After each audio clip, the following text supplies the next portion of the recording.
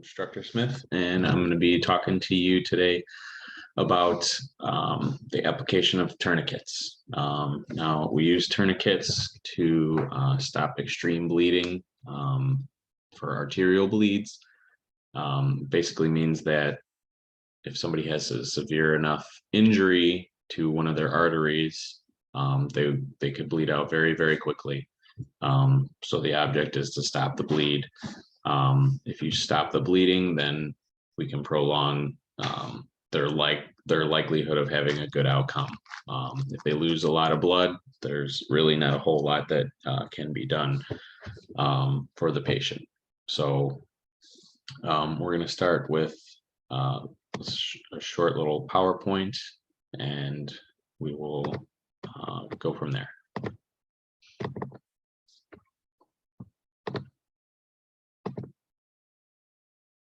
Okay, so as far as application of a tourniquet, we talked about what a tourniquet is. It's a device that checks the bleeding or blood flow from compromised blood vessels. We're talking serious bleeding from the blood vessels. An arterial bleed, it takes anywhere from less than a minute. It could, if you put direct pressure on the bleeding, then it could potentially help stop the bleeding. But ultimately, if the bleeding does not stop, we're going to need something more substantial. We get a lot of the research on tourniquets and data on tourniquets from the military because they see a lot of traumatic injuries, and using the tourniquets it's been transitioned to EMS. It used to be a lot more taboo. I remember when I was in EMT school, they told me that if you put on a tourniquet on a patient, like, yes, you're saving their life, but they're going to lose that limb. That was the common knowledge that was taught to us. And now with the wars in the Middle East and the medics having to use tourniquets, they're getting a lot more positive outcomes.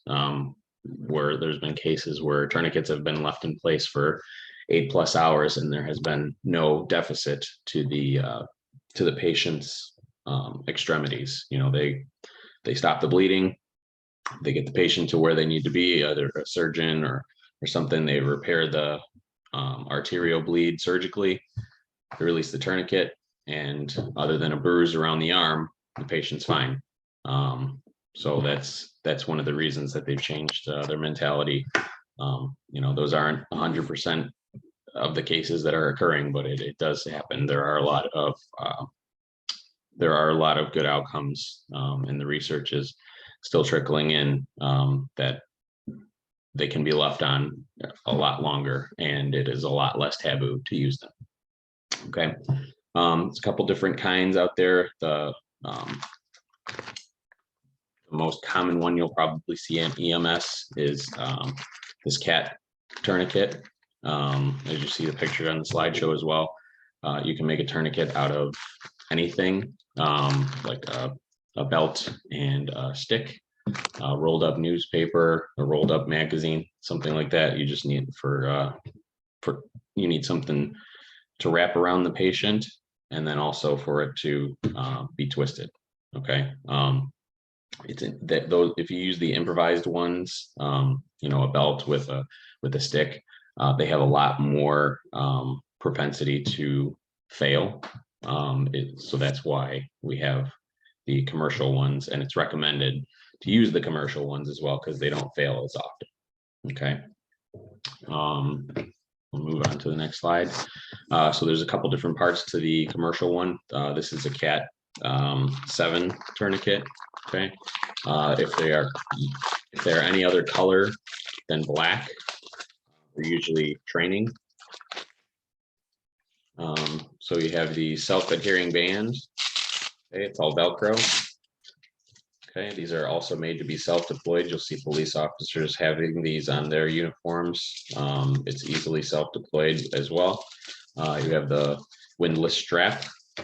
That's the part that goes over to lock that windlet in place. The windlet is your stick that you rotate around here. Okay, and then your clip is what it locks it into place. And if you see on here, it also says time. It's very important to note the time on it. Okay, so that's the couple different parts that we have on the cat tourniquet. First, we want to try to go through our progressions. We don't necessarily immediately go to the tourniquet. If the bleeding is severe enough, we might skip straight to the tourniquet, depending on blood loss. But technically, you're supposed to go through all of the steps. You first want direct pressure to the wound. Let's say there's a wound on the patient's wrist. You want to put direct pressure on it. Okay. Well, unfortunately, that your direct pressure is still not stopping the bleeding. It's slowing it down slightly, but the patient's still bleeding profusely at this point. Okay. So from there, we go to elevation. We put it basically above the heart. Use gravity as a friend as well. It doesn't work that often as well. It might help out a little bit, but usually you're going to have to go to your next step with using your tourniquet. Okay. So when you're using your tourniquet, just know that the patient could potentially be lightheaded. They could be passed out at this point from blood loss. Okay. But if the patient is conscious and breathing and alert and oriented, they're probably going to complain more about the pain from the tourniquet than they are from the actual injury itself. The medics that I've worked with that have used these in the field in the military, they say that the people complain more about the pain from the tourniquet. It's super tight. They say twist it as hard as you can and then give it one more for good measure, just to make sure that it stops the bleed, because ultimately if it does not stop the bleed, then the patient might actually bleed out. And that's what we want to prevent here. Okay. So it says to place your tourniquet over the thick part of the limb, at least 2-3 inches proximal to the injury. So if we have an injury on the wrist, they say to put it 2 to 3 inches proximal, so closer to the body above the injury. That's the book answer. The real life answer, you're going to put the tourniquet as high and as tight as you can. This is only for extremities, so you're only using this on the arms and the legs. Don't use it around the neck. That would stop blood flow to the head. So you're only using it to the extremities. If we have a wound to the chest or the abdomen, then we wouldn't use the tourniquet. At that point, we would do other things to take care of those wounds. Okay. So if we put it around the patient's arm, we want to go in as high and as tight as we can. Okay.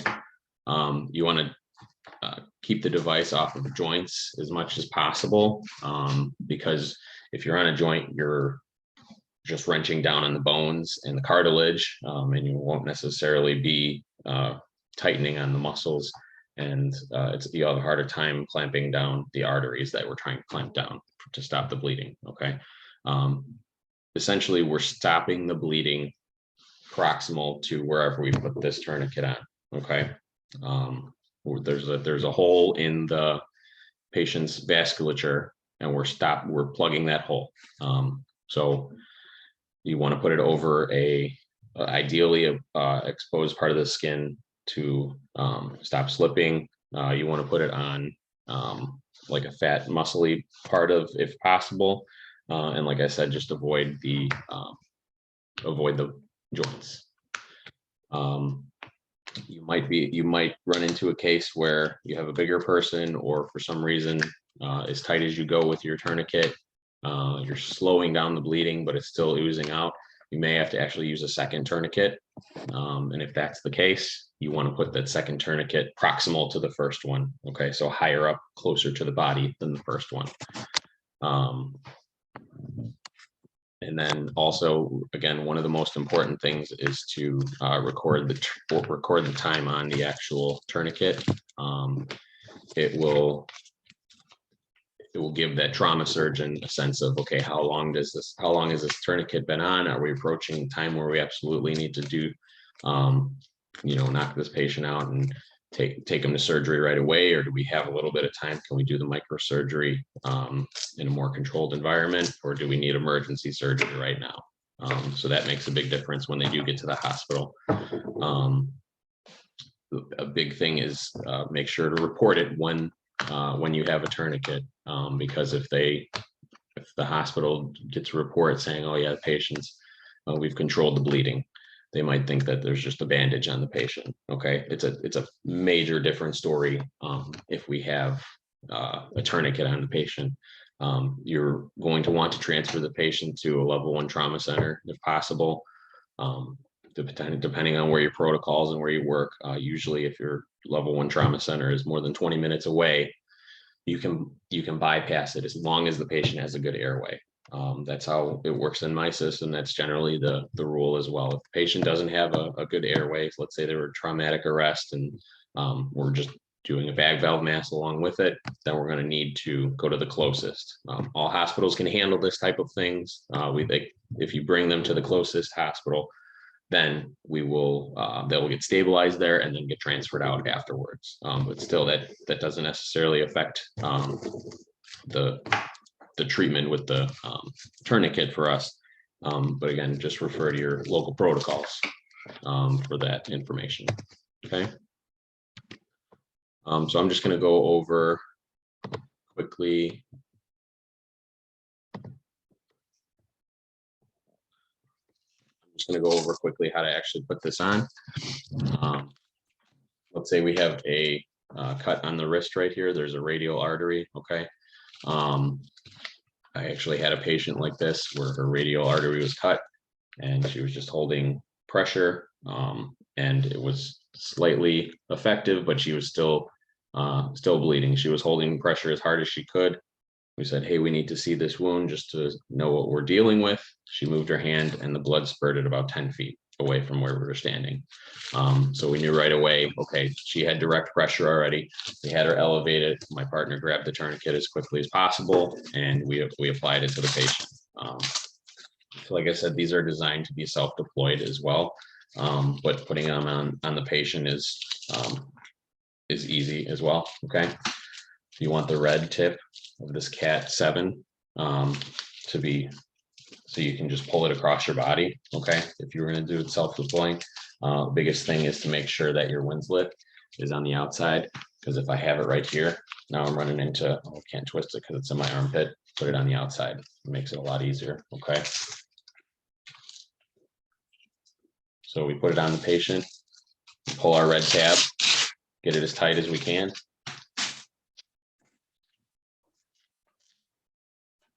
Okay, so that's pretty tight, but now there's an inner web, there's a internal webbing that this windslet is wrapped in.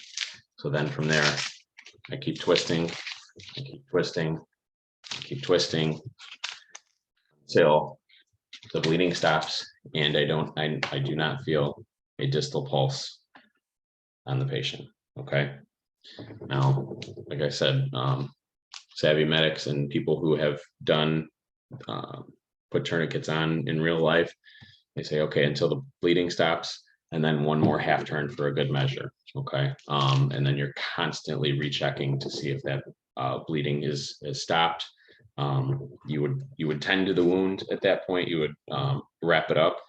The big thing, you'd never want to put wrap over this because it might go unnoticed for some reason at the hospital. They get transferred to a different unit or anything, and they don't know that the patient has a tourniquet on, and that could be devastating for the patient. They might leave it on longer than it should have. They might not get the services that they need as quickly as they can.